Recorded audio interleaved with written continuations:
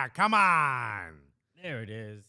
Look at this. Look at this studio filling in with color and stuff, huh? Look at that. Little by little, it's happening. We got a new little carpet back there. Do you see it?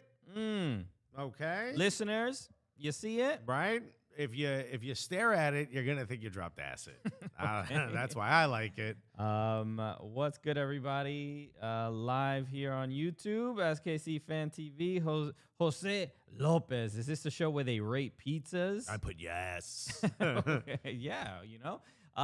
Just aboard Martin as well. The whole gang showing up. Let's go. Show us your pizza pics. Hey, right next to the prick pics. Okay. If you were here yesterday, you'd know what we're talking about. You already know. And yesterday we were getting a lot of messages to talk about Caleb Porter being fired. Finally, we're going to talk about it because this is the show where we talk about stuff that's happening in America. That's right. Yes, we will get to a lot today. People have been complimenting the studio. We finally got the wide cam working. Now you can see more of the space. It's basically the same Look at the carpet. Look at this. Look at the chairs. The ball Chritian left over there. I was kicking that ball around. You can see our Telly Award over there. Boom. Respect us. I mean, what a wonderful second angle, because you can't see the Telly Award if I just do this right here, right? So we're excited to be back. And you can see the ball in your shot anyway. So what have you learned about our space with that second angle? Let us know what you learned in the chat. Nothing. Okay, Alexis hates anything cool. I'm gonna suggest that that's just not cool. Mike Thomas said, "Do the carpets match the drapes?" No, the carpets have been dyed a funky color. The carpets are very Bad Bunny, and the drapes are very Daddy Yankee. There we go. Four people will get that. Michael Raymond said, "Couchigans sounds wrong when I said it out loud." Hey, you know what? You know what? Maybe if you pronounce it Cooligans, bro. Now all of a sudden we're all on board. Now we have a whole new. We're content creators in a different sense. It's just look. It's still the same amount of content. It's just switched to a different website. Some of your work computers may not be able to access it. Okay, but we'll talk to the IT department. Yeah. Get through them firewalls. It's all good. My buddy had an idea to create a website that you would go to that would load Pornhub inside of it, so that you could get through firewalls. Right. Yeah, so almost like we will call it like a Citrix server, right? Where you basically create a virtual environment. It's you run a virtual operating system within a computer, and it allows you to do stuff like that. So you can use one. I don't mean to brag. Thank you for being here during our nerd break. Okay. Brought to you by boredom. All right. Look, if you like that, that's just more of the content you're gonna get from Cooligans. Right? Oh, y'all thought it was gonna be freaky? Nah, bro. You got it all wrong, bro. Nah, dude. The server room is called the Cooch. Okay. So it's the Cooch. It's all exclusively virgins here, bro. Don't get it twisted. Nah, bro. The only time we splooge is in our sleep. Okay, and yeah, it's embarrassing. Our doctor's trying to sort it out. Anyway, Michael Raymond said, "Wow, Christian just flexed this nerd. Flexed this nerd." Bro, look, but wait, my guy said citrus server. Not citrus. I know citrus. Okay, let it go, dog. Welcome to the show, everybody. Already off to a ridiculous start. Welcome to the Cooligans. We're excited to be here as always. Poppy's always happy we're here. It's the Cooligans, buddy. Let's go. We have to talk too many things about MLS to discuss today because we just got. Paolo Nelson said his nerd is hard. Damn. Okay, son. yeah, I didn't know you could see it on camera. Yo, Damn, his nerd bro. be throbbing. Go. You should see the third angle we've got coming. Whatchamacallit? Luckily, there's so many things happening. But thank God it's all positive stuff and nothing negative has to be talked about. Correct. So, look, we obviously have to talk about Caleb Porter. We just got the news about Merritt Paulson stepping down as CEO. Okay. And we're going to go over our MLS end-of-year award voting. We are voters, yes. The show started talking about Citrix servers and, and Spooge in our sleep. Spooge in our sleep. and now we helped decide. The people who said that stuff helped decide who the MLS MVP is. Exactly. Okay. Just exactly what you expected. Nothing to see here, folks. This is just like it was when 100 and some years ago when they were coming up with the rules of the game. They were like, man, I hope. I'm sure, Seb and Herc on Futbol America start their show off the same exact way. They might cut that part out, but I bet you it's the same. I got to tell you about my car battery died, and my wife lost the key fob that has the key in it. Yes. Right? There's only the one physical, key. Yeah, the physical key. She lost that. She swears she didn't lose it. She's like, I'm still looking for it. 6 months later, still looking for it. But she lost it. So now, when the battery died, we had no way of getting in the whip. Right? So we called our insurance company. They send someone over to stuff that little airbag thingy in the door, like, and then put the thing in that pops the lock, right? So boom, we got it. Like criminals do. 100%. Well, this guy shows up, a flat brim, twice the size of his head. Right. He pops out the car that says pop a lock, and he goes, "Que lo que?" First thing he says. So you're gonna get a good worker right here. First of all, my guy said he was gonna show up 8 minutes, and it took 35 minutes. And I go, yo, the app says you're here already. He goes, yeah, that's crazy. He didn't even answer. He was like, yeah, I know, dude. I don't even know where you were. And I said, yo, you need anything from me? He goes, like, what? And I was like, I don't know. You need me to do anything or just stay in here? He goes, I could use some checkers. Like the food? The food? I was like, oh, he's asking for a tip without asking for a tip. Okay, in Brooklyn. Where there checkers? We're in Brooklyn. And then he goes, what you know about checkers? Right? And I go, no, there's one in Newark where I grew up. I was like, I know about checkers. He goes, so you grew up in Newark? He's like, yo, I lived out there for 3 years. And I go, yeah? I go, you from Newark? He goes, no, I'm not from there. I just lived there. And I go, oh, you were hiding out. And he goes, yeah, we was warring out here.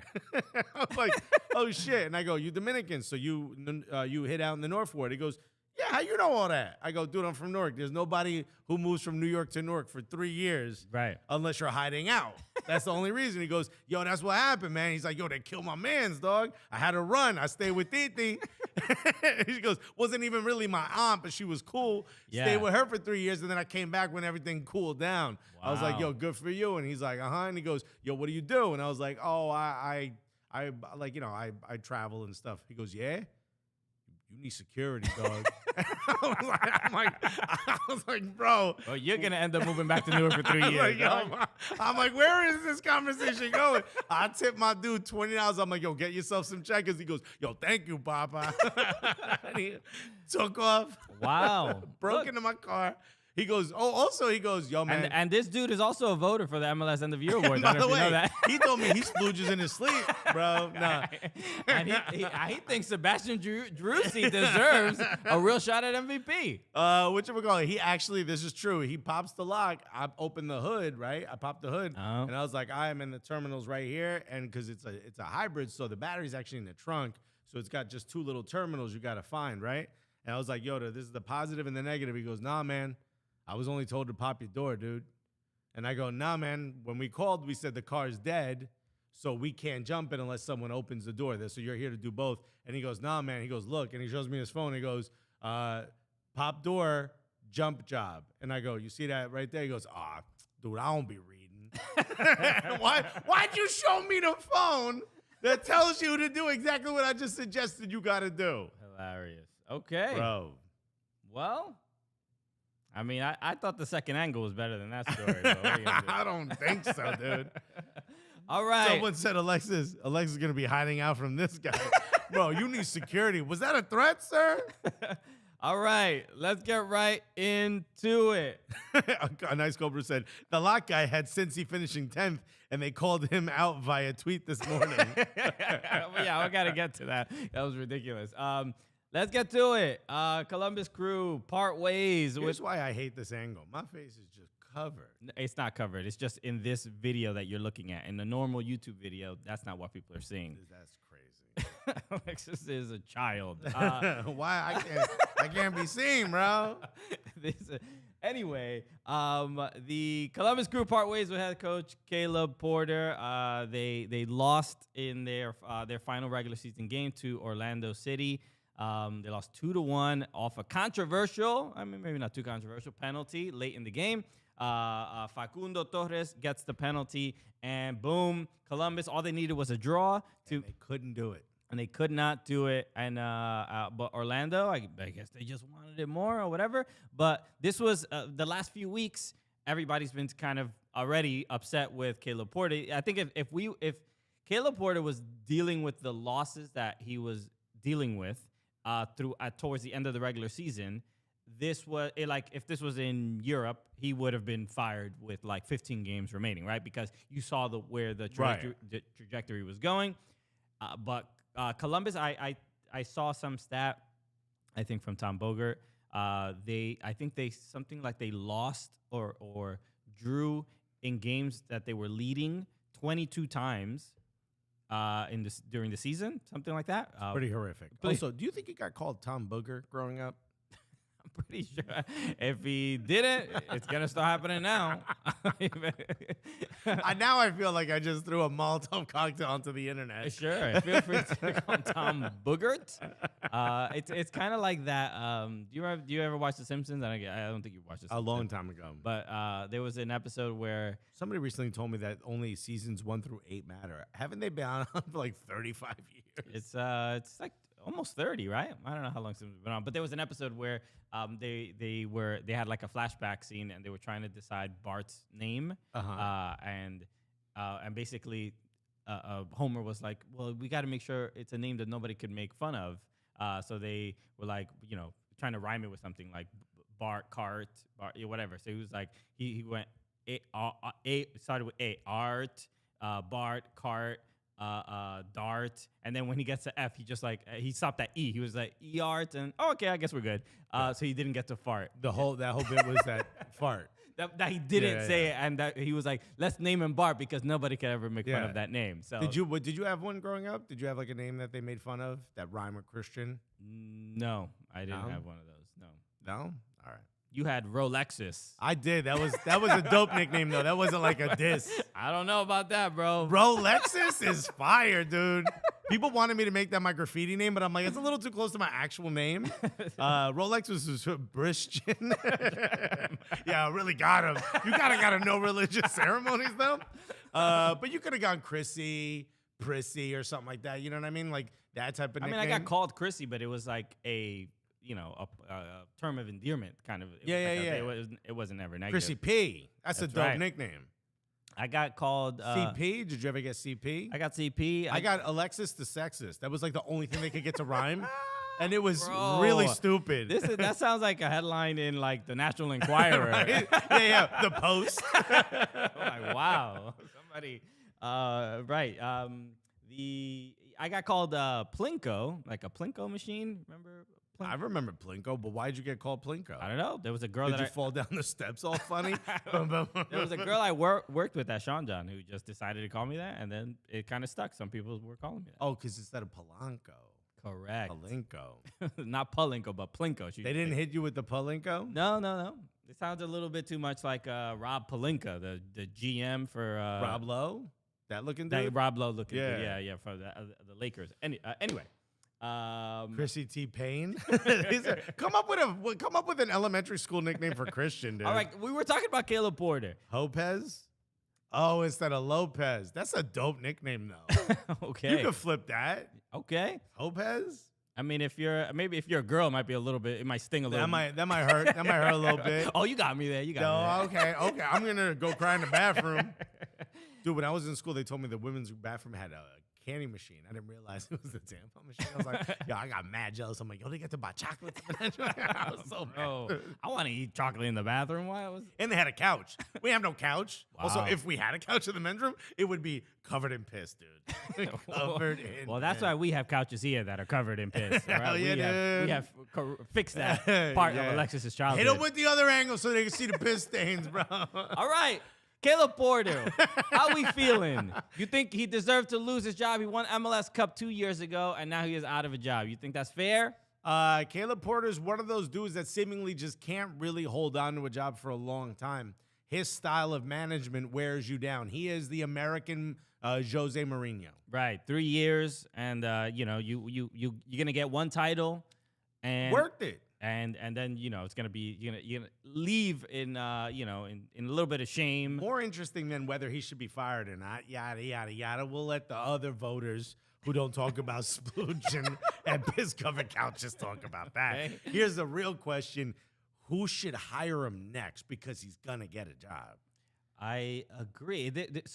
But the run of form that Columbus have been in, where Who cares? He won a trophy. he won a trophy, but you get a chip, you get another job. But I guess at least my concern, or the reason it seems even worse, is that Columbus actually gave him a roster. They went after players. They spent money. They got a new stadium. There was a lot of hype around it, and he couldn't do much with the resources that he had. He won a trophy. Yeah, but I don't know. I think You won MLS Cup. You good.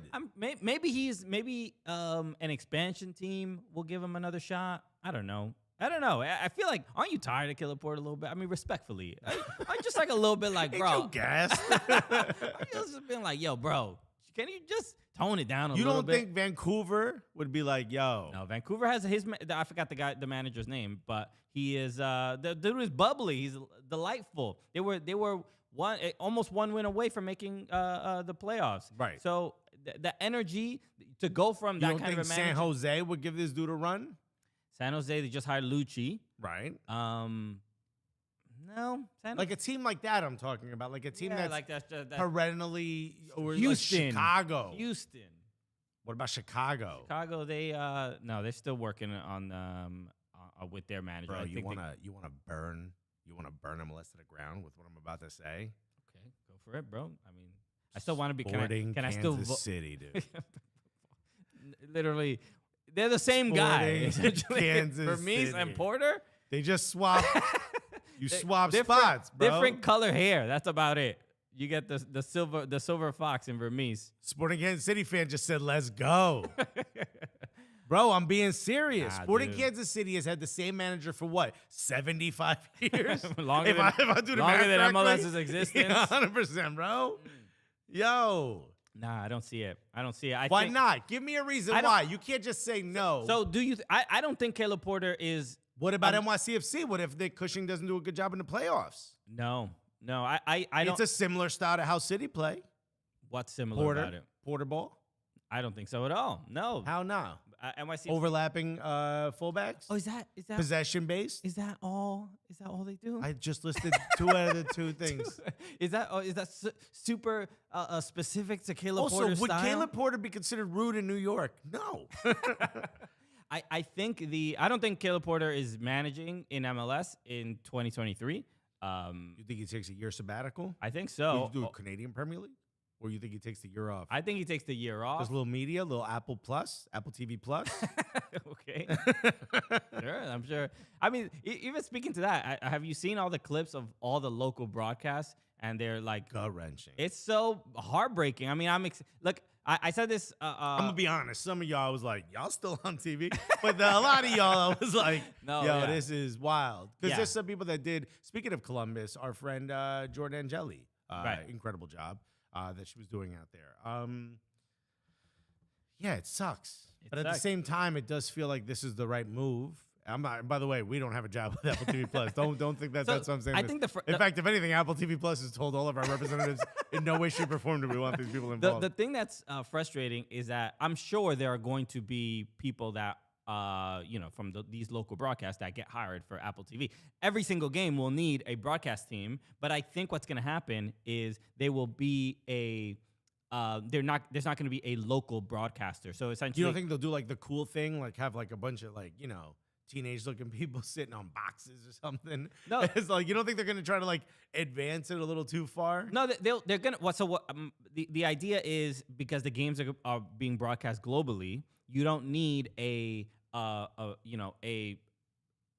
announcer and an analyst for your local broadcast and for the like global feed. You just have two. It's gonna just be 2 people and maybe like a sideline reporter for every game. So it's just essentially 3 people to broadcast any particular game. It's not. Let us know if you're following along, because I'm completely lost. So currently, what we have now, let's say if you're watching an MLS game in the U.S., right? Right. There's the Fox announcers, and then there's the local Bally Sports or whatever. No. So it would be if NYCFC is playing Orlando, you have the Yes Network broadcast that is have Ian Joe and Joe Tollison, Right. And then you have the Orlando broadcast that is I forgot who's that. Fox Sports South or whatever.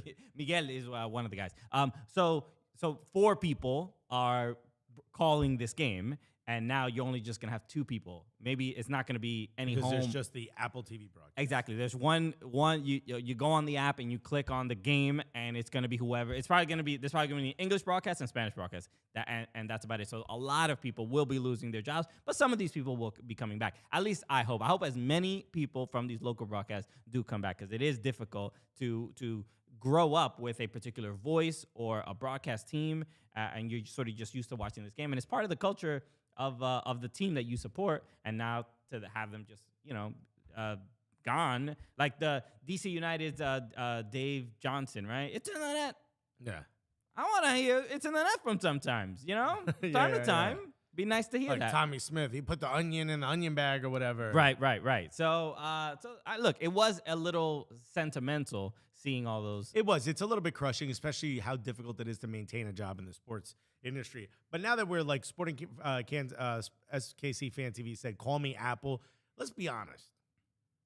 If you really want to advance, you're going to have to do a couple things. You want to have, right, a Steve Buscemi looking kid, right, sitting at home with a green screen behind him, dying with every goal that gets scored against his team. You got to have an official stream. Well, do you want 2 comedians picking one game each week, talking wild shit that someone could hit a button and say, this is the feed I want to listen to, instead of it's in the net, you know what I mean? Which is great.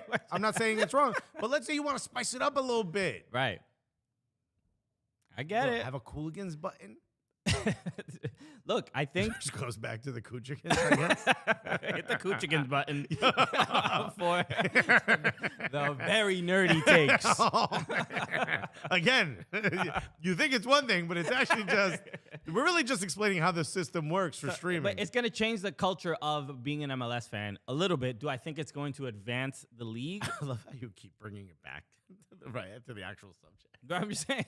I'm out here like, what about this? And you're like, right. Anyway, so what we're saying. So look, there's a reason to be emotional about it. My hope is that Apple maintains as much of the heart of the people who built the culture of the league. I mean, I say kick it all down. Start from scratch, dude. You're like, Jillian Sakovic, figure it out. Yeah. Whatever. More like Saktovich. No, we love you, Jillian. We love you, Jillian. We love you, Jillian, so much. Was that her nickname? Damn. Jeez, wow. Why would you do that? Why would they use a British slang for getting fired in high school? Tommy V. Oh, somebody did ask a question. Say Tali said, who is the play-by-play and who is the color commentator? Tommy V says Alexis does color, Christian the facts. Right. Okay, I'm gonna be talking about the IT system in the stadium. Right. Meanwhile, I'm like, yo, what nickname do you think Insigne had in school, dude? I think there's an opportunity to not just advance how the league is watched, which we cannot rephrase this. We can't say it in any other way. This is absolutely a colossal step forward in live sports distribution. Okay, but then why you gotta stop advancing that there? Let's keep going. Okay, we gotta have a goddamn Cooligans button. It's the Cooligans, buddy. That's okay. why. All right, our board answers all the questions for you. Uh-huh. Right? Okay, so did we wrap up on Caleb Porter? Is there anything else? Give me a team you think will hire him, that should hire him. I think that I would say probably Houston. Houston seems like a good destination, a place that needs some direction and stability, and Caleb Porter does provide that, probably for a short amount of time. But we've from our inside sources, we always hear, yo, Caleb, he knows what he's doing. He's a good coach, but as far as from like man management and like his personality, it rubs people the wrong way, and maybe he's it runs a tough personality, but those are the types of coaches you need after you have like a player coach. Maybe, yeah. And you bring in the shit kicker. Yeah, we've said this all the time about like you have to like flip flop from the drill sergeant to the cool stepdad. Sorry, my watch at the thing. Go ahead, break our glass table. So maybe Houston seems like maybe a decent destination because they just let go of their coach, and it looks like they're in a little bit of a tough situation, but we'll see. I still think Caleb Porter is probably not managing in 2023, but I could be wrong. But someone just said, "Holy shit, that's loud today." Oh wow! Oh, you put it to the full volume? You did. Oh, I did that yesterday. Yeah. Hopefully that's more manageable. Sorry if that was super, super loud. New Jersey's own Pellegrino Marazzo for the Crew. That's the dude who's coaching in Europe. Germany. Germany. Yeah. Pellegrino Matarazzo. That's the most New Jersey name I've ever heard. Robin Tagani said, "Do we get free Ted Lasso with MLS season ticket plus Apple TV package?" Meaning like the character or the show? The show. Ooh, a nice cold brew said Rooney out. Get Porter to DC. Oh yeah. Okay. All right. Well, we'll address that. That's interesting. I do. Before we address that, I do want to address that. Robin Tagani did just hide our address from the screen. I will do that. Yes. Robin Tagani is the first person to send us something for the studio. Okay. So shout out to Robin Tagani, obviously. We'll see what this is. The homie. Will she also be the first person to have it sent back if we don't like it? Wow. There's a real question. Talk about color commentary. All right, I see it. It's something Atlanta related. What are the odds? All right.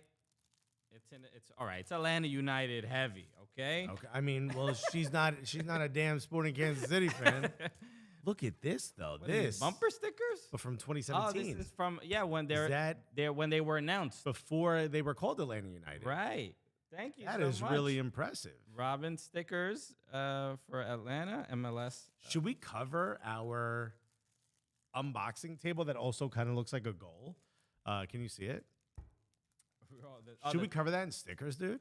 We could. Right? Or what about this glass table, bro? All right, let's see what else we got. So we obviously got a scarf here. Yeah, make no decision, Christian. I like it. I don't know. I'm trying to think. Do we want to put the what are you gonna try to sell that after? I don't know. What is wrong with you? A Footy Mob scarf. Shouts to Footy Mob. Always been supportive.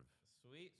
And then this is what, a flag? This is what's gonna be in Atlanta United studio now. So for those of you listening, by the way, it's the old MLS logo with the word Atlanta and then 2017 next to it, and then MLSAtlanta2017.com written underneath it.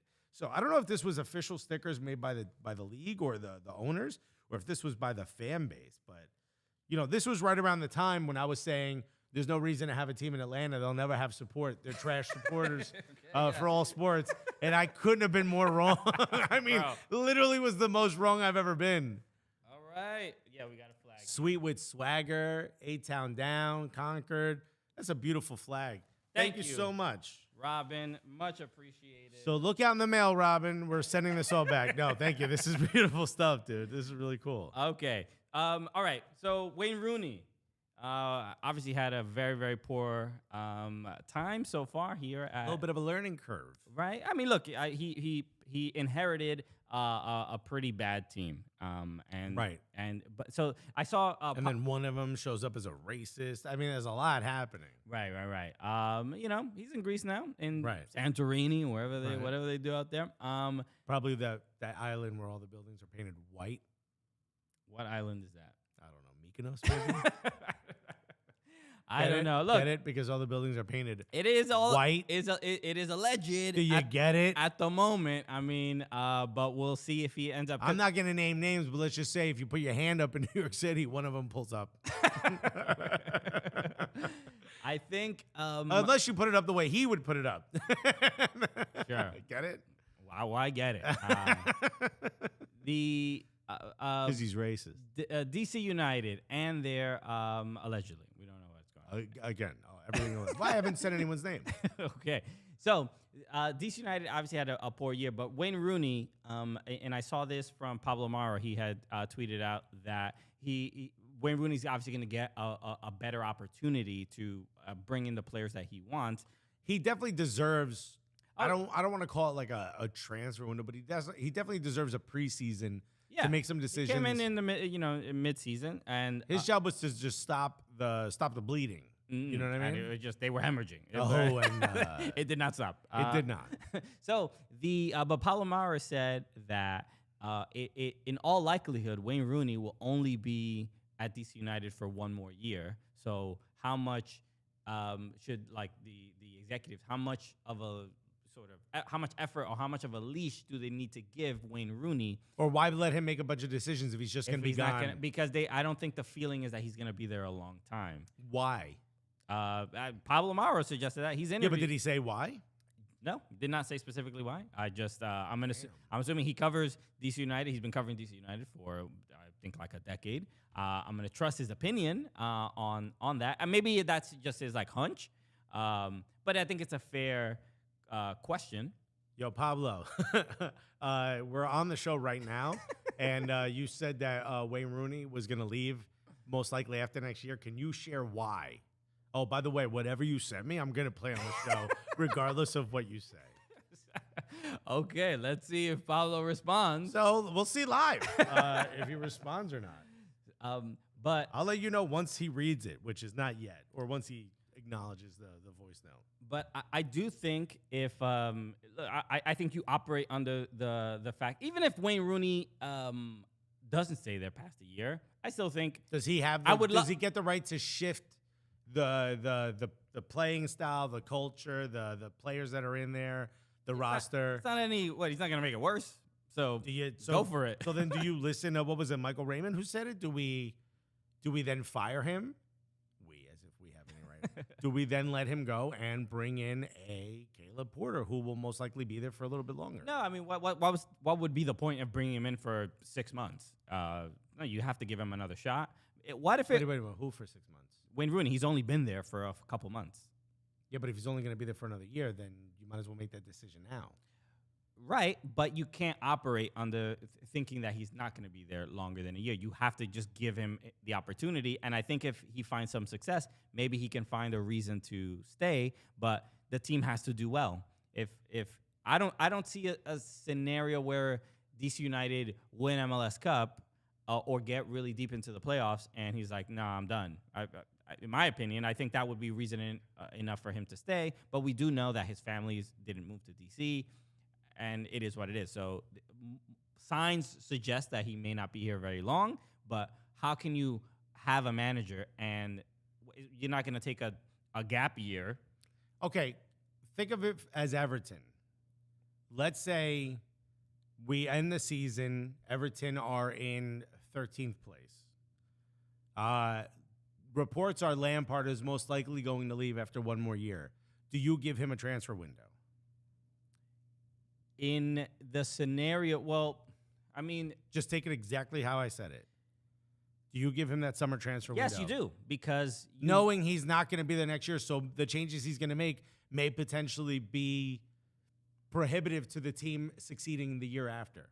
I mean, you will have a say in the decisions that he doesn't have complete say in what decisions are made. You have input in that decision if you are a sporting director or whatever. But how can you maintain the confidence of your supporters by getting rid of Lampard after, in this scenario like Rooney, he's there 6 months. Right. And then you get rid of him. You don't think that supporters, season ticket holders are going to be like, what the fuck is going on with this team? You don't think in a year from now they're going to be like, we wasted an entire year. Why did we even have this guy? Why did we let him bring these players in? We didn't win. We didn't succeed. And he's gone. And now the next manager is going to have to make even more changes. It's worse to do it now than it is a year from now. I couldn't agree more. By the way, St. Tally said Alexis looking at his phone like he just sent a "you up" a risky text and is waiting for a response. Justin Freeberg said, Alexis looking at his phone like he just sent a you up late night text.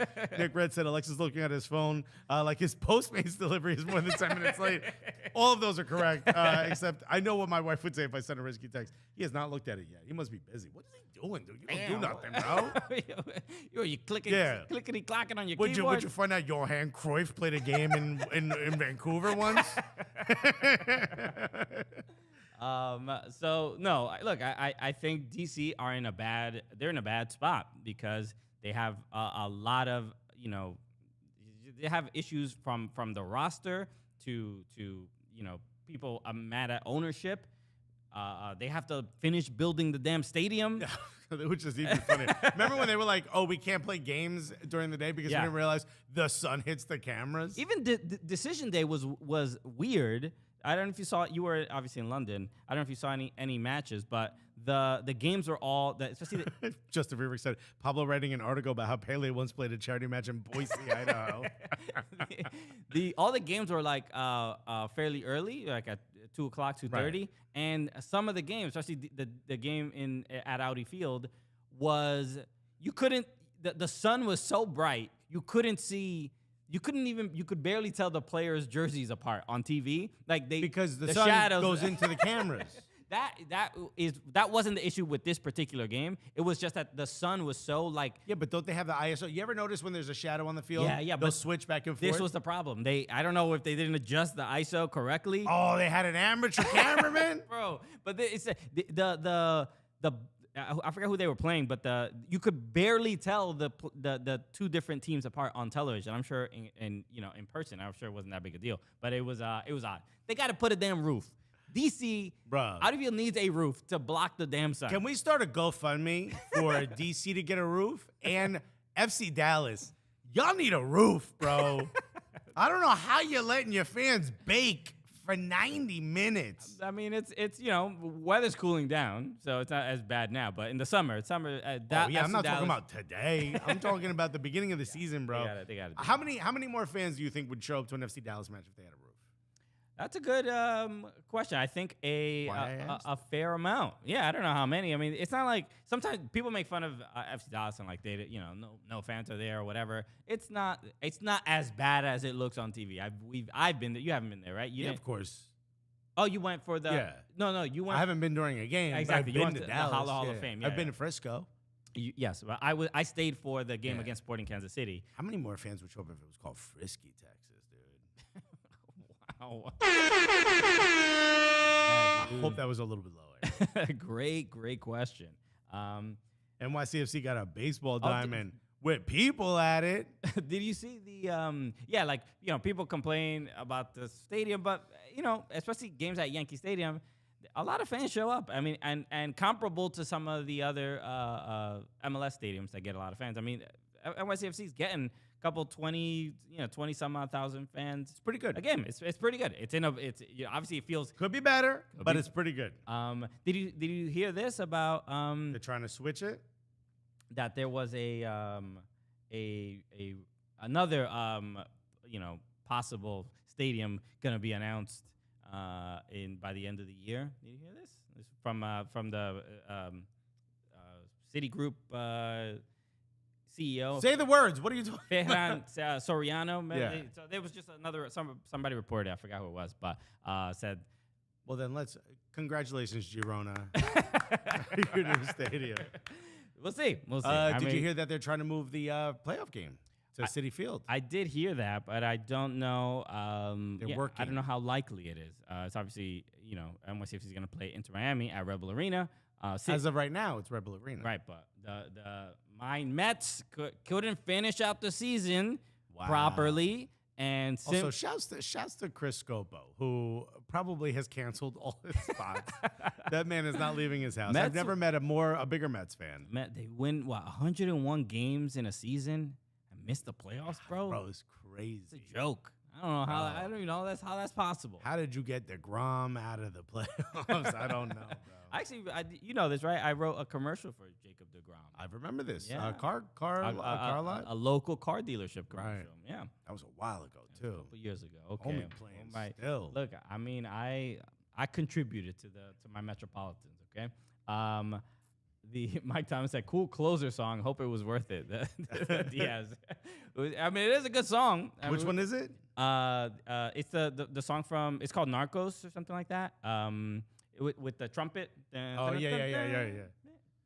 It's a banger. We had a couple viral clips. What would be your closer song if you were a closer? You look like a closer, dude. Of You look course. like Mariano Rivera's cousin. Dude. My closer song is man, what would it be? Would you pick new or would you pick classic? Juicy from Notorious B.I.G. Damn. It really doesn't sense fear when you're like, it was all a dream. I used to reword them. That doesn't really strike fear. I don't know. It's a scary song. I mean, something from, I don't know, Metallica, something a little bit more intense. Master of Puppets. I don't know anything you're saying. I'd probably pick Many Men. Okay.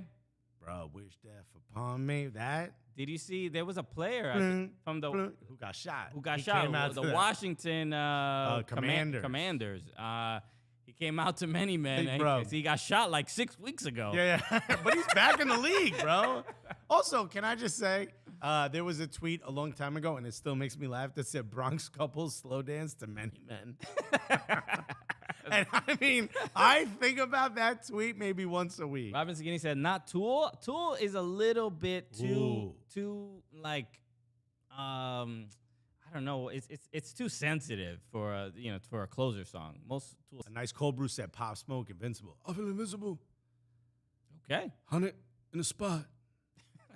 I love your Pop Smoke impression. My Pop Smoke impression. Can you do the entire show as Pop Smoke, please? You think I can? Huh. Okay. Wait. Okay, he listened to it. But no response yet. No response. Okay. All right. We'll get Pablo's to dial in real soon. Will he respond? That is the question. Mike Thomas said, "Crawling in my skin" from Linkin Park. Recording audio. All right. We'll get it for you folks. What's a crawling in my skin? It's Pop Smoke doing Linkin Park. Okay. The I guess we'll wait for Pablo. Now you got to close out to some Celia Cruz. Hilarious. He strikes fear in the eyes of many. Ladies and gentlemen, your closer, Alexis Guerrero's Azúcar. That is not every kid. Actually, you do get fear because when I heard Celia Cruz, that meant we were cleaning our house, bro. Oh, dude. I mean, we got chores. Bro, you got to play a little vacuum cleaner in the background. Oh my God. All right, we got to get to our MLS end of year awards. Okay. And let's see. Pablo did respond. Okay, so Let's see what he says. this I'm not gonna. We hear don't it know. through. Yeah, we might have to bleep this. we can't whole motherfucker clear out. this before. So let's see what Pablo said. Let's go. Oh wait. I mean, it's a feeling I get. I happen to know that he has kind of people call it a Colleen clause in his contract that would let him return to England if there are family issues or if he gets an opportunity at an EPL club. And the first thing he told me when he was here was I know I can coach in the Premier League, and he was sort of speaking of this just like it was a stop on his journey. And 2024 is an option year. So, I put all that stuff together. Sorry, there's nothing more sensational that you can tell to your listeners. There it is. The Colleen clause. That'll do it. I did not expect you to do that. A, so sincere, and B, without the sounds of an engine revving in our background. Okay. Robinson, can y'all paraphrase? I couldn't hear it. Okay. So Oh, what? I guess it wasn't loud enough. Probably because now it plays out of this part. Oh, it might have been a little too low. I'll add it in post. Okay. Or do you want me to play it again? I mean, sure, I guess. You can't put it too close to the mic. I mean, it's a feeling I get. I happen to know that he has kind of people call it a Colleen clause in his contract that would let him return to England if there are family issues or if he gets an opportunity at an EPL club. And the first thing he told me when he was here was I know. You're saying even worse. All right, I'll add it in post. Okay. Basically, they said that he has a. Yeah, I lowered it because I thought it would help. Colleen, he has a Colleen clause in his contract. Yeah. that allows him to get out. If there's any family issues, any concerns, or reason to leave. He thinks he can get a job in the EPL. It's what he wants. Mm-hmm. So I guess if he gets a job offer, he gets to go. Yeah. And he has a buyout clause or an option on 2024. Right. So look, it's DC in a bad spot. They didn't have to hire him, and they didn't have to put these clauses in place. They could have found another coach, but they thought he would help fix everything that was going on with the team, and they have to give him a shot. They're in a bad spot, so they have no real choice. We'll see. He sent me another one, but now I can't play because I know you guys can't hear it. Yeah, it's I don't know why it doesn't sound clear, but what are you gonna do? Justin Freeber said Rooney has a Wagatha Christie clause in his contract. Fair. How do we play this other one? No. Yeah. Oh, you know what? Patreon gets that. How about that? I'll literally post whatever the hell he just sent me without hearing it on Patreon. Patreon.com/soccercooligans. Join today. Okay. Our MLS end of year awards. We will. Do you want to do MLS MVP last or first? Should we just get it out there? Let's leave it up to the chat. Chat, what do you want to know? What do you want to know first? Should we start with the if we're going backwards, I guess we'll start with coach, and then comeback player of the year, young player, newcomer, defensive player of the year. And now I didn't write any of these down, so I have to remember who I voted for. And look, and it is a clear. You can clearly see the difference on how Alexis and I prepare for the show. I want to remind everyone I was not told to write it down. Okay, because why would we ever talk about it, right? Also, you were like really adamant about voting. I'm like, I don't care if we do or not. I think it's cool that we were just asked once. Bro, I take it seriously. Okay. Yeah. Joe Whitlock said, start with the best scran in the league. MVP last. Okay. By the way, best scran in the league might be DC because they got papooses in the stadium. I'm trying to remember. It's like we usually don't. We don't get to eat the food because we're like at media, right? Whatever. So we got to eat the media food. Who got the best media food? Atlanta probably. I think in my memory, I probably have the best food because it's like they have the NFL platter for the soccer games, which is like unbelievable. Yeah, Yankee Stadium ain't too bad either. It's not too bad. They got the salads, the burgers, the chicken sandwiches. That one time I put the burger and the chicken sandwich together, and you just very lightly go, oh my God. I mean, Alexis is like, he's constantly trying to like out fat himself. Bro, I hadn't eaten all day. I was starving, and I was like, I got a good idea. I'm going to just take the chicken patty and put it in the burger because the burger's kind of dead by itself. And as I put it together, I just feel you peering over and you just go, oh my God. Kirby D said Orlando has some good brisket and tacos. Red Bull has some good tacos, Camilo said. And Red Bull has the empanadas. Red Bull has brisas. Shouts to brisas. Which are great. Austin had I had something at Austin. I'm so mad I didn't get to go. I think that those were actually really good too. But shouts to pupusas, bro. Shouts to pupusas, they need to get some love. Okay, so everybody's saying we should go backwards. So Snuff said, who did you pick as MVP and why did you choose Alex Collins? Alex Collins, we'll get a reference here, I'm sure. Yes, I think so too. All right, so Alexis and I have not discussed this either, so we don't know what. That's the thing, we don't know who each other chose. Okay, so Coach of the Year. Do you want to go first? Who'd you select? I wanted to pick Chirundolo. Sure. Right, but I have it pulled up here. What did he get? He got Supporter Shield. The most points of anyone of any first year coach ever. Okay, but he had so many people around him, so many players of a high ilk. He adopted a very good team. Yeah, but also they brought in a bunch of great players as well. Yeah, that helped. So as much as I love you, Chirundolo, first person to say Chirundolo. Mm-hmm. You got to say Chirundolo on this one. So, yeah, you Chirundolo did not get that. I went with Jim Curtin, dude. Really? Yeah. Wow. He's doing it again with nothing. I wouldn't say nothing. You know what I mean? Like, he's not getting... He's not getting big names. He's not getting big names. The sexy names that we all know. No, but he's consistently great, a tough team to beat. He went on a span there where they were basically Bayern versus two Bundesliga teams. It's hard for me to say any other coach deserved it as much as he does, because it's just a level of consistency and excellence you just do not see anywhere else. Finished top of the Eastern Conference, right? Mm-hmm. Yeah, that's right. Beat Montreal. I went with Jim Curtin, dude. Okay. It's interesting. While I was trying to make that decision, Jim Curtin was definitely one of the people I was highly considering. Jim Curtin won Coach of the Year in 2018, I think, or 19. I forgot exactly what year. I have it actually pulled up in front. He won in 2020. Sorry. When they won Supporter Shield. So usually the MLS Coach of the Supporter Shield winner, the coach usually wins Coach of the Year. I think that's been fairly common throughout the last couple years. And I Not bet always. you Cherundolo wins it. But it was just hard for me to make that decision based on the fact that he basically waltzed into an MVP team. Sure.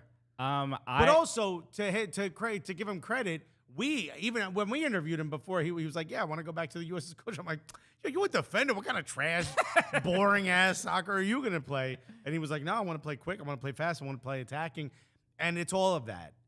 And he's definitely a success. And remember how down bad LAFC fans were when they hired him.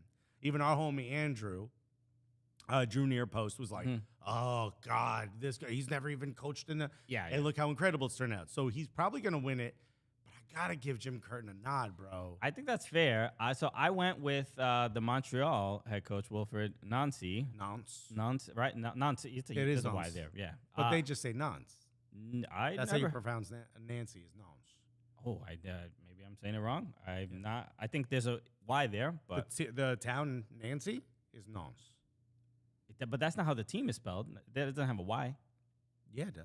No, you're talking about Nance. Yeah, yeah. Nancy's Nancy's Nance. pronounced Nance. Okay, maybe we'll see. I don't know. He may not. He may. Maybe the Quebecois way of saying is Nancy. But, and my decision for that is you even saying like Jim Curtin did it with nobody. Montreal really did it with someone who I consider possibly the best midfielder in the game, in the league right now.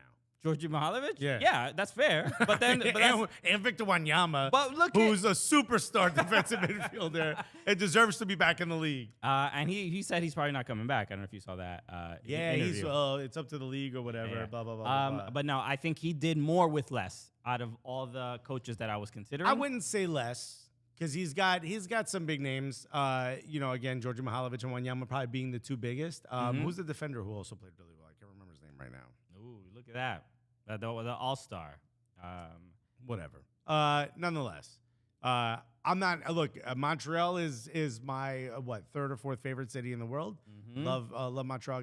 I got my heart there, but bro, I don't know, man. Jim Curtin, just the way he put that squad together, the way he got them playing, bro, and he beat Montreal. Okay, in the standings. Montreal ended up 2 points behind Philadelphia.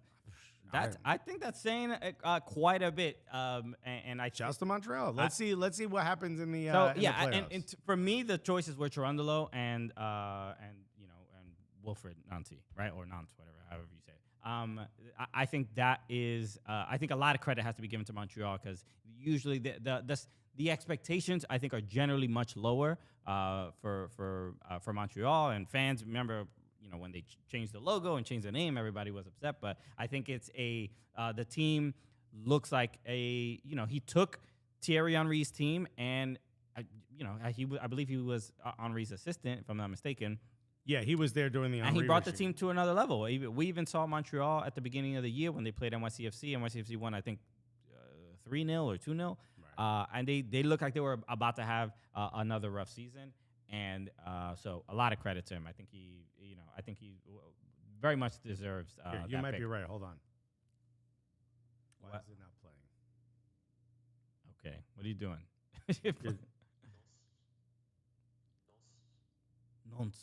Nancy. Okay. It's just like he sounds like he's saying Nancy and then I he don't know if shushes you're gonna you. hear this. Okay. You probably can't hear that, but it sounds like Nancy. Okay. The SKC Fan TV. I'm with Christian on this pick. Thank you. Yeah, but look at all the people who said, "Yo, Alexis is right." You guys don't see that, but I see it. Okay. All right. So let's move on. Hopefully we're not taking too long with all of these. Yeah, we can't explain all of Young them. Player of the Year. Oh God, I don't remember. You I'm really sorry. I really thought I'd be like, I'll be able to remember. I even tried to hit back on my voting because I left the tab up. Yeah. And it was like resubmit form, and I was like, oh. Okay. Who did you pick? Jesus Ferreira. So did I. Okay. Yes. Yeah. Yeah. I mean, I think that was an easy choice. Yeah. And Incredible. obviously, he Jesus Ferreira came up a lot for me. he's just, he just happens to be young. He's a young DP and scoring a whole bunch of goals. He was your nickname in high school, right? Young DP. Okay. Right. Go. Virgin. You know what I did in the bathroom. Okay. Ferreira, yeah. I mean, I think that we don't know what you did. all the shows went like this, I think. Extra Time, Futbol Americas. Yeah. They all, When espnfc. Okay.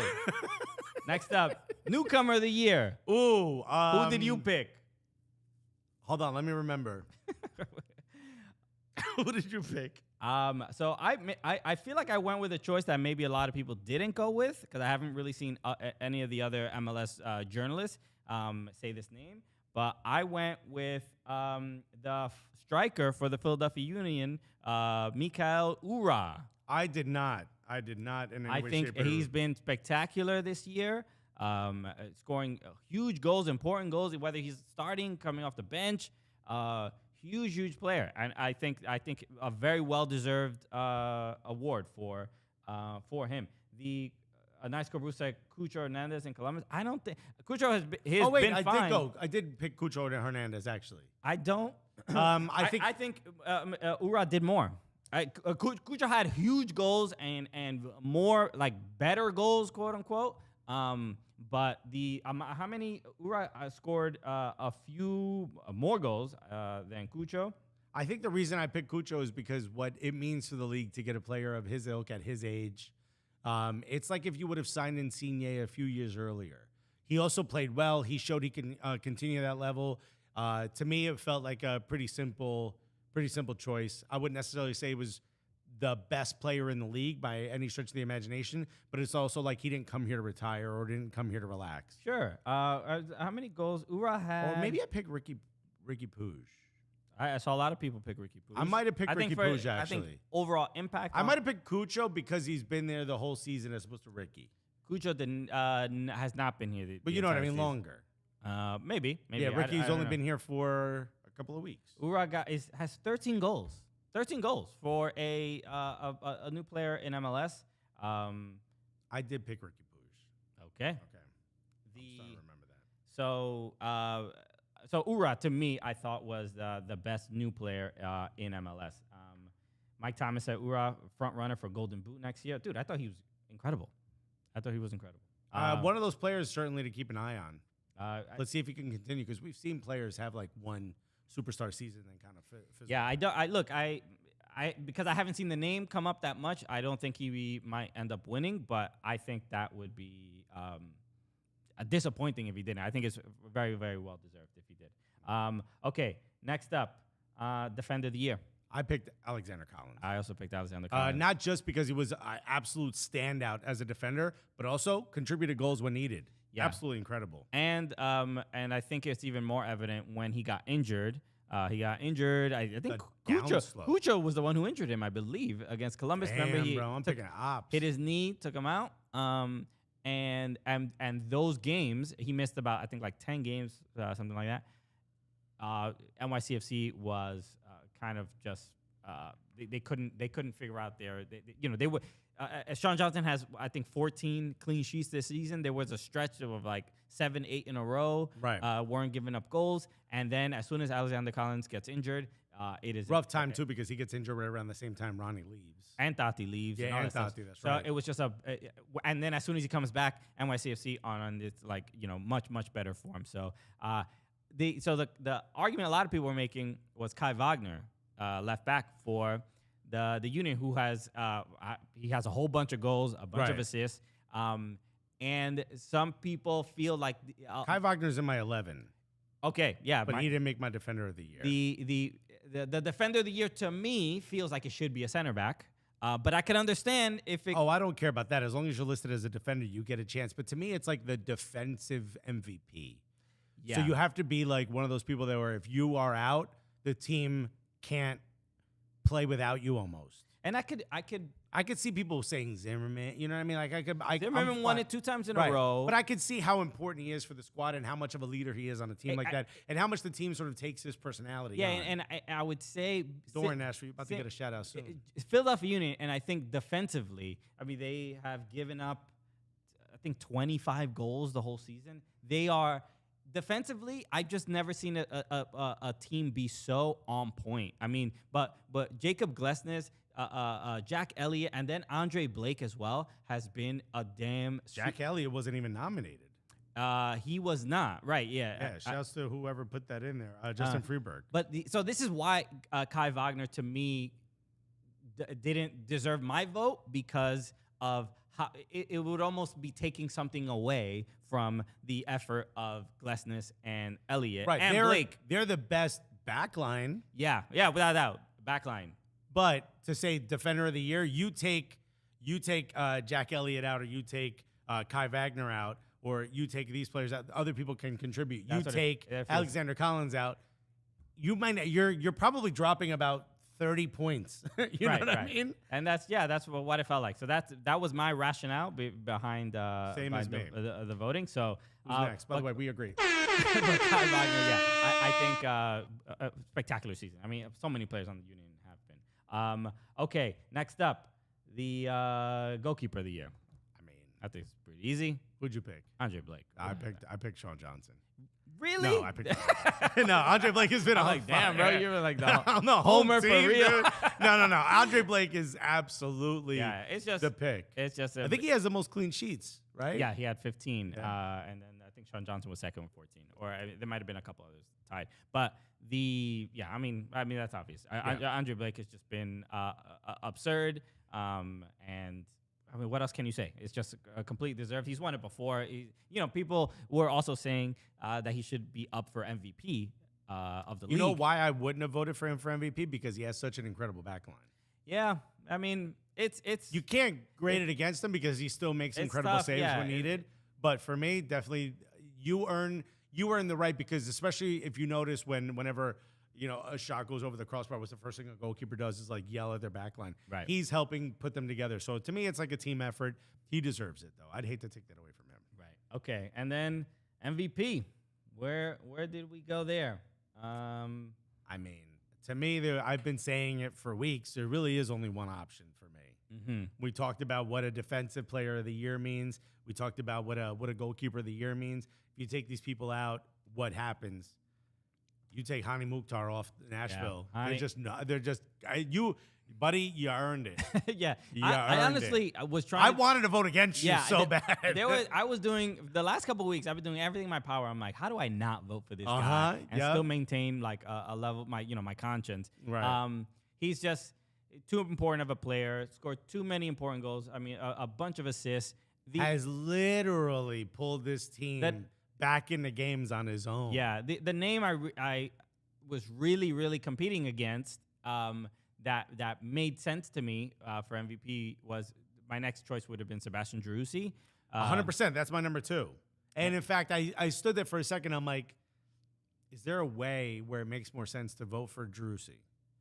I just don't think there is. I don't think so either. Even though I try to take into consideration where teams finish on the table a little bit. It's just as long as you make it to a playoff. Sure, Austin finished a little bit higher, so I think that gave Driussi some points. But the goals came from other places in Austin. And then really, I hate to punish somebody for having better players around them, but in this case, Hani just did so much on his own and was such an unstoppable force for so long in the season. To me, it feels like he deserves it. The next one, and I had mentioned this before, but Daniel Gazdag, I thought was made a super strong case, and I think if Driussi or Gazdag ended up winning the Golden Boot, they finished one behind behind Mukhtar. then it would have made it a really tough decision. It's interesting too because MLS, they allow you to vote up until the day after decision day. So some people submit their votes before decision day, which seems weird, right? Wouldn't want to wait till the complete? If it's close, in this case, like the Golden Boot and stuff. But I don't think if it would have ended tied for Golden Boot, or even if Gazdag would have finished one above Hani, I don't think I still take it away from Hani. I just think he just meant so much to me. He was the most valuable player on his team and probably the most valuable player to their team in the league.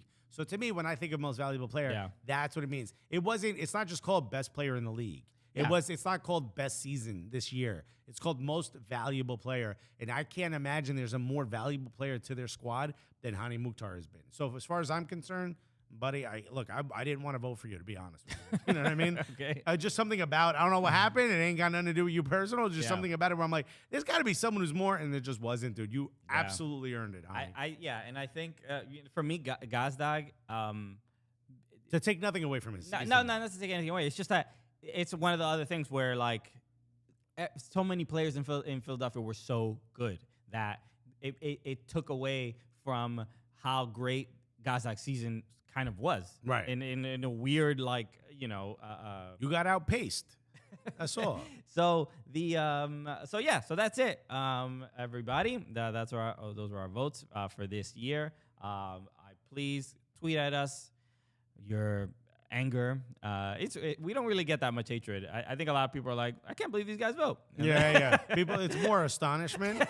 Omar Ramirez said, with the League's Cup next year, should teams be able to buy more expensive players and no DP rule? Well, the rumor is, and I saw Tom Booger tweet about this, that because of the Apple deal, that there might be a fourth DP being added. According to Tom and according to other executives in the league, that nobody has heard that this is a possibility. But I think everybody sees that, Apple's in here? Okay. We got that Apple money, that Cupertino bag. We're trying to upgrade to the iPhone 14 plus get a DP. Like, hook it up. You get a DP Max S, bro. Bro, that's what we need. Look at the battery on this guy. Okay. So I haven't heard anything either, but I would hope they would do it. That'd be sick. Add a fourth DP. That's the next. Can we just get MLS rid of DPs and just 4.0. say, let's just increase the budget to like 20 mil? We could. But we'll see. I think MLS still feels like that there needs to be some oversight so that teams don't fold. Because we see it in other leagues where teams just you got the Apple money now. You ain't folding, dog. We'll see. It just feels like a leftover at this point. A leftover what? Like a holdover rule, like something. Okay. Dead, dude. I don't agree. Anyway, I do want to talk about the Merritt Paulson because we just saw that news. But before we do that, I want to make sure everybody here that is in the chat on YouTube. We have a new YouTube channel, a clips channel that will house all the Cooligans clips. Hopefully it's not too complicated. Wow, you're really dumbing it down for our audience there, Christian. Basically, the algorithm has told us in more ways than one, you can't do a long form live and put shorter clips on the same channel. So we done changed it up. So we got a clips channel. It's going to have all of our shorts on it, and it's going to have all of our cut downs from this show. So all these lives that you see, we cut them into like smaller clips, try to take advantage of the SEO. That's going to be for that. So hit that follow button or hit that subscribe button if you plan on watching them, and more than one at a time. If not, do not hit that subscribe button because you ain't helping us. I need you to subscribe. I need you to comment on videos. Do everything you got to do. Hit the like button. Watch more than one. We have nearly 5,000 subscribers on our regular YouTube channel. Buddy, the numbers are growing. They're going up. So I would hope all those nearly 5,000 people go right to our clips channel and hit subscribe. You can see it in the chat right now. Please click on that. Please subscribe. Right. It will really help us out quite a bit. Okay. And it's not monetized yet until a bunch of you hit that subscribe button. We would like to make money off the things that we It are would doing. be really cool of you guys if you would help us make money. Okay. Because we got to pay for this bunker, dude. So Okay, so Mara Paulson, I actually want to maybe pull up the tweet or something because I haven't seen it, but I Basically, he stepped down as CEO of both teams. I'm not sure this is going to appease the fans who want him to sell both teams, but at least he's not going to have control. So is that enough, you think? Okay, so look, we know why he is stepping down, and obviously it's a lot to do with the Portland, his management of the Portland Thorns and their situation with their former coach Paul Riley, with the sexual abuse allegations, and just, I mean, it's all of it. There's pretty much banners in every city Portland plays in this, as you know. It's horrific, and when the initial story came out last year, Meg Linehan had dropped a story for The Athletic. The people were already calling for his, calling for him to sell the team. And at that point, he did the thing where he said, we have to wait till all the facts come out, and people are making these judgments way too soon. And then once the Sally Yates report came out, then it was like, oh, bro, it was worse than we thought. Yeah, it was like, yo, you legitimately knew what was going on, and instead of handling it, you just, gave like a glowing review of Paul Riley when he went to his new team, and when they let him go, and overall, that kind of the way it's just you're essentially letting a sexual predator. That they did something, or that the allegations are there, and you basically were like, "Oh, he's great. It's all good. Well, we all, I don't know anything. I don't know." It's like when your friend's like, "Yo, pretend you were my boss. I put you as a right, thing," and you're like, "I couldn't better. I'm sad. I'm losing him to you." So, but imagine that dude had done something horrific. Yeah. So it's based on the Sally Yates report. It sort of felt like there were a lot of people that were afraid of legal repercussions or dealing with stuff or NDAs. Like, there was just so much fear and, in my opinion, cowardice to confronting a lot of this stuff that everybody was like, oh, somebody basically like, oh, we said it to somebody, like they'll handle it. And nobody really wanted to just say like what was going on. Right. And I spoke about this last week with Tom, and who knows why nobody wanted to do that. My theory was that even from staff or executives or even players themselves, they don't want to report things that may make the league look bad, and then therefore the league might fold or a team might fold, or NWSL is still a very, very young league, and women's sports, and they're trying to figure it all out, and so maybe it doesn't justify any sort of abuse or things like that. No, look, at the end of the day, it's a league's job is to protect the players, not just physically on the field or on the pitch, but also, from predators that might be working on the team. Like, in any way, shape, or form, the league's job, in my eyes, and the club's job should be to protect the players, not to protect themselves or to protect employees who may have abused your players. There's a sense of trust that you have when someone signs on to work for your team or to play for your club. And it's an absolute shame that level that trust has been what's the word I'm looking for here? Has collapsed, or that trust doesn't exist now because of your inability to protect the players. So at the end of the day, whether that starts at the absolute top or whether there's someone in the middle that's involved, that these people should be asked to leave the sport because you couldn't be trusted to protect your players when it was needed most. Yeah, and this time right now, even though I'm sure other people feel this as well, but I'm like reading the Sally Yates report or reading the news about the Orlando Pride and their coach, their former coach Amanda Cromwell. It's like it's disheartening. It's just exhausting, right? Because like I want to talk about the games. I want to talk about the excitement of the playoffs, especially where like there's so much belief and trust and excitement around NWSL and its future.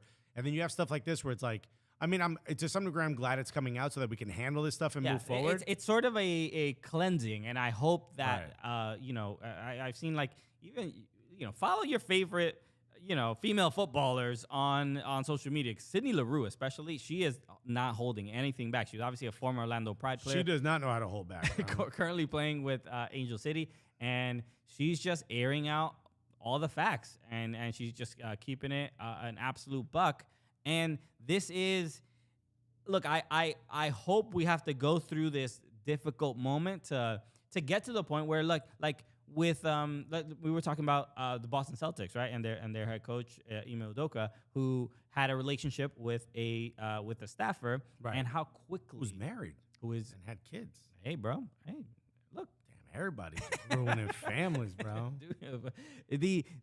But look how quickly Boston acted as soon as they found out about it, and some people are like, yo, maybe they did this too fast, or it's like, Bro, the Try Guys fired one of the Try Guys. yo, that's it. It's like if there's Like stop. You know what's the term? Like stop beating around the bush or whatever. Just do the thing you're supposed to do. even if you don't care about human beings, like Bro. you have to care about the bag, right? Right. And this affects the bag. And you might get sued, dude, which gets rid of your bag, bro. So you have to treat this completely, like, seriously, quickly, and it can't get out of hand because that's the thing. It can, if it goes unchecked, it can get out of hand, and this is what it feels like happened in with NWSL. And whatever, hearing all these stories about like it. Look, the culture of the sport shouldn't be like this. That's obvious. But Hold on. So Theo Nero said, so why should somebody get fired for having an affair, though I don't think that is fair in today's society? That's like something that happens in life, affairs and such. The problem isn't that they had an affair. No one cares that they cheated on their significant other. No. Although for Nia Long, I think we should all pretty much care. Okay. All right, because she's a goddamn gem, bro. But the issue is, she slept with an employee that was beneath you in the org chart. Yeah. That is an abuse of power, and that is a massive lawsuit waiting to happen. It's a threat to the bag. Yes, That's it. It's a wildly illegal act. Nobody's saying it's a moral thing. You have to tell HR, I am in it's not illegal to have a relationship with someone that you are superior to in an organization. It is illegal to hide that because that person can now claim that you are using your power and authority against them. And if that happens, that is a massive lawsuit that takes down the Boston Celtics. That takes down, heralded organizations like the Try Guys. Bro, do you see how upset Eugene was? Bro. You don't want that. He was holding back tears. Sweet Eugene. Even the little one was crying. I can't remember his name, bro. So I think that that stuff is fairly. When the Try Guys are more responsible than you gotta get out of the sport. They're YouTubers that eat everything on a menu. For real, bro. That's it. Look, and these things are obvious. Like this shouldn't have been handled this way. And any reports of any kind of serious allegations like the ones that that were brought by Mana Shim, it just cannot be handled like this. And it is as an owner, as a person, I don't know, like as a I'm not gonna say father figure per se, but it's like, yo, these are your players. Some of these girls are very young. They are looking. They think that the adults know what they're doing. And I mean, we've seen players like Trinity Rodman at 18 years old go into the league. These are the time. I mean, it doesn't matter what age you are, but we're seeing younger and younger players going into the league. The expectation is that they're going to be very well taken care of when they're there, and that they're going to be looked after. Not that they're going to be unheard if they have allegations against someone, which is just a shame. Did you see the? Oh, you haven't seen the documentary, right? The ESPN about women's soccer, and like kind of it was on Tuesday that it. No, you were in London. I did watch it, and Richie Burke, the former coach of the Washington Spirit, who got fired for being abusive and using abusive language. And there were Meg Linehan was in the documentary, Kaya McCullough, who we have worked with. Yeah. And Richie Burke was in the documentary too. He was just like, what did I say? I didn't say it. Like he came off so bad. Yeah. Just like and also why am I forgetting her name? The former commissioner. Lisa Baird. Oh, Lisa Baird. Lisa Baird was also in it, and we interviewed her, and she's like a nice lady. Right. And she was the one with the funky shirts, right? Like the Seinfeld shirt. She wore like the puffy shirt. Oh yeah, I think so. Yeah. But Remember she was in the documentary as well, and They ask her about the shirt by any chance? they asked her about the shirt. They had more pressing issues. She couldn't have looked worse. She looked like she was lying. She looked like she was just straight up lying and being insincere on camera. And in like, speaking to a proper ESPN journalist. Right, in that corporate spin speak. Yeah, a little bit of that, but stuttering. She couldn't get her words out. Thinking it was a lot of that. It's I like when I see that because they're like, I mean, we didn't go over this in the pre-production, her and Richie looked bad. They looked really, really bad, and it's a shame, and it shows that it's it's more than simply the men are bad, and like the men are the ones who there were women that also kind of turned the other cheek and looked the other way. No, they were bad actors, for the lack of a better term. It was across the board. I think there was a lot of people that just maybe didn't understand the gravity of the allegations or the issues. I don't know, but it just seems like people were way too casual responding to very, very serious allegations. That's really what it felt like. But it's also one of those things of like, don't hurt the league by having these allegations. I think I think that's a big part of it, which is a shame because like, don't you think if this continues to go on without being corrected, this will hurt the league? And who was it? Mike Thomas just said, NWSL is wildly exhausting to follow with all these scandals literally every week. Hear that. If you work for NWSL, if you're one of the 7 employees that work for NWSL, it's shocking how small a company it is at this point. But if you're one of the people that works for NWSL, remember those words because your fans, they're exhausted. They're tired by it. It's much easier to nip this stuff in the bud when you hear about it than to wait and then have it be a goddamn documentary. Yeah. So look, what would the Try Guys do? Let's get them on the line. Can you send a voice memo to the Try Guys? Bro. What would they be in Spanish? ¿Hombres que hacen? Que prueban? Que prueban? Yeah, I guess. Que tratan? Okay. The trata guys? Okay. So look, the NWSL playoffs are coming up, and the MLS playoffs. I'm hoping, we saw it at the U.S. game against England, that this, the recent story is it's affecting the game and affects the players. There's no way it doesn't. We should have beat England, bro. We should have beat England, but I mean, they took that goal away from Trinity. That wasn't offside. There was no offside anywhere, bro. But England, I thought England played great. I mean, England played very well. They're playing with definitely a new level of confidence, and it's going to be it was their fun. home though. If that shit was in California, bro. First of all, they'd be roasting. They ain't used to sun. But I'm gonna be excited to see them in the World Cup. I hope we play them in the World Cup again. I think that'd be a good match. The PFC manager said, NWSL wrote that SNL sketch about the Try Guys. Did you see that one? It was kind of funny. It was you know what? I think I hate breaking down like comedy or whatever, but some people took it as like they were being callous about like cheating or whatever. But the premise of the sketch was that this story was more important than national politics because it was all over the news and stuff like that. And that was a kind of like the beat that they kept hitting over and over. Like they were trying to talk about serious politics, and it's like, no, but the Try Guys or whatever. And the joke sort of just got, to me, it's like the joke just got old or whatever. Right. SNL, a lot of sketch shows kind of do this sometimes where they have a game and then they just beat it. That's what it felt like in that one. But whatever, it was a fine sketch.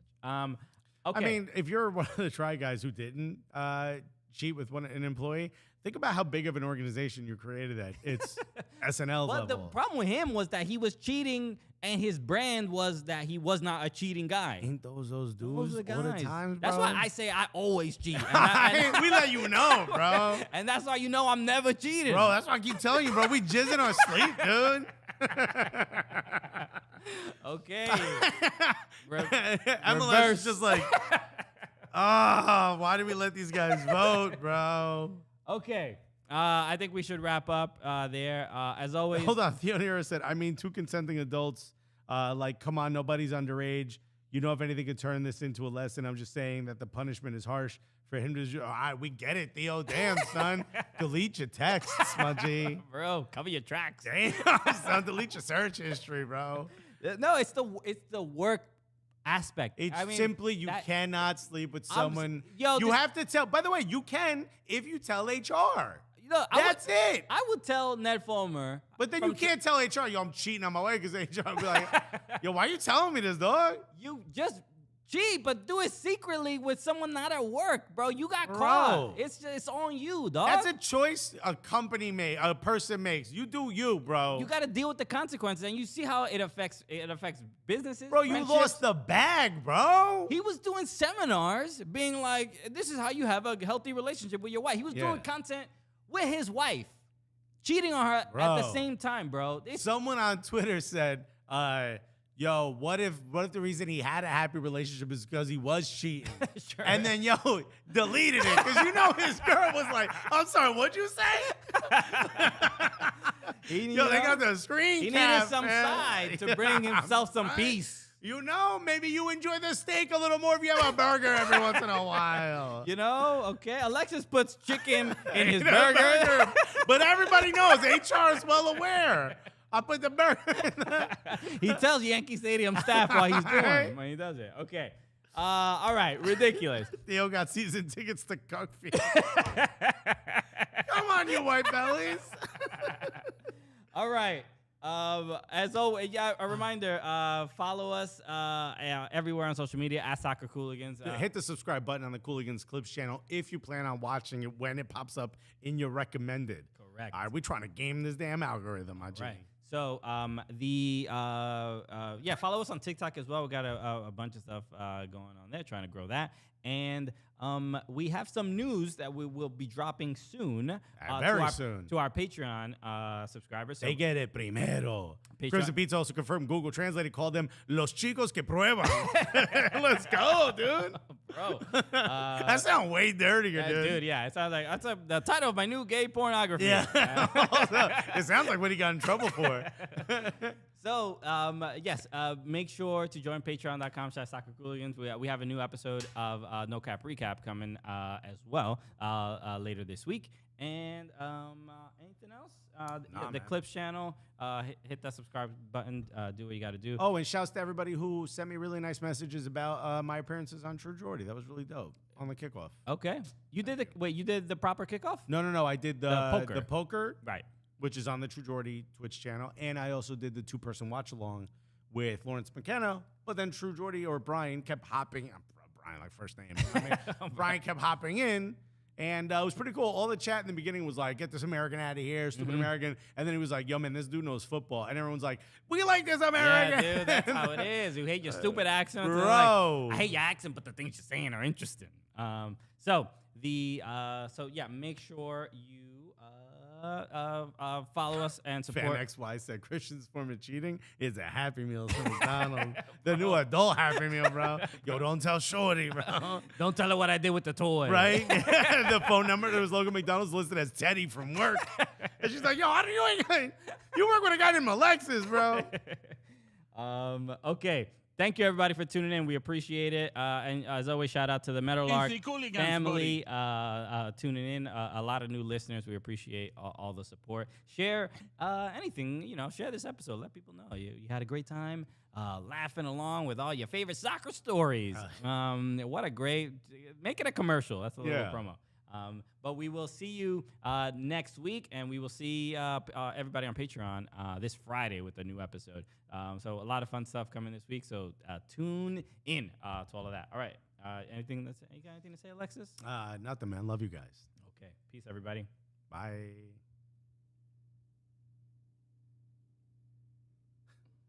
Theo put